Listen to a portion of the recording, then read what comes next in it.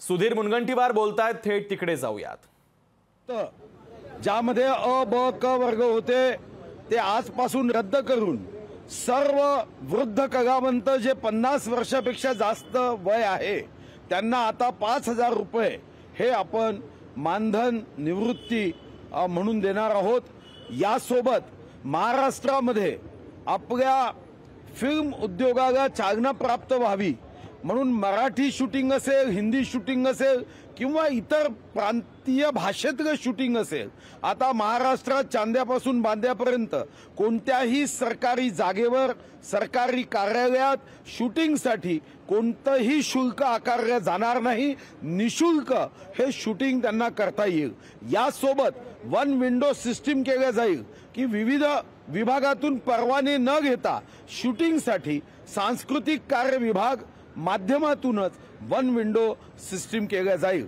यासोबत एक भारत श्रेष्ठ भारत या भूमिकेतून विश्वगौरव देशनायक नरेंद्र मोदीजींनी या देशामध्ये एकात्मता निर्माण व्हावी आणि यासाठी आम्ही पुढाकार घेत आता तेलुगू, बंगाली आणि संस्कृत साहित्य अकादमीचं आज मंत्रिमंडळाने निर्णयाला मान्यता दिली, ज्या माध्यमातून आता बंगाली, तेलुगू, संस्कृत यामध्ये मराठी भाषेतलं उत्तम साहित्य जाईल आणि त्या भाषेमधलं साहित्य हे आमच्यापर्यंत मराठी भाषेत मराठी वाचकांना सुद्धा उपलब्ध होईल, त्यालाही आपण निर्णय केला।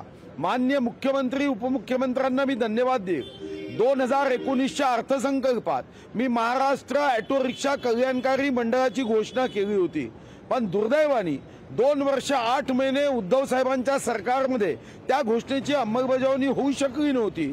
पण आज मंत्रिमंडळाच्या बैठकीत महाराष्ट्र राज्य ऑटो रिक्षा कल्याणकारी मंडळाची स्थापना करून या महाराष्ट्राच्या 7.5 लाख ऑटो रिक्षा चालकांना एक दिलासा देत आज पहिल्या टप्प्यात 50 कोटी रुपये कल्याणकारी मंडळांना उपलब्ध करून दिले। मी सर्व ऑटो रिक्षा चालकांच्या वतीने महाराष्ट्राचे मुख्यमंत्री आदरणीय एकनाथ शिंदेजी, महाराष्ट्राचे उपमुख्यमंत्री देवेंद्रजी व महाराष्ट्राचे उपमुख्यमंत्री व वित्तमंत्री अजितदादा यांना धन्यवाद देईल की 2019च्या अर्थसंकल्पात केलेली माझी घोषणा आज त्यांनी पूर्ण केली, त्याबद्दल मी धन्यवाद देतो।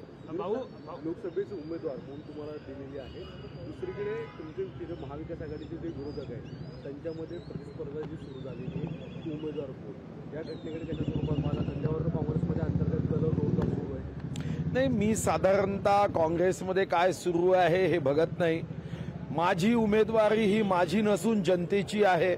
जनतेला ठरवायचं आहे की सत्य असत्य, धर्म अधर्म, विकास विनाश, प्रगती अधोगती यामध्ये कोणाची बाजू घ्यायची आहे। भारतीय जनता पार्टी आणि एनडीएचा उमेदवार म्हणून मी विकासासाठी लढतोय।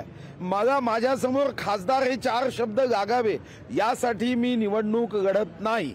आर्णी, वनी, चंद्रपूर लोकसभा क्षेत्राचा सर्वंकष सर्वांगीण विकास व्हावा यासाठी मी भारतीय जनता पार्टीच्या या उमेदवारीचा झेंडा हाती घेतला आहे की विश्वगौरव देशनायक मोदीजींना अब की बार 400 पार, या 400 पार मध्ये चंद्रपूर लोकसभा असावी।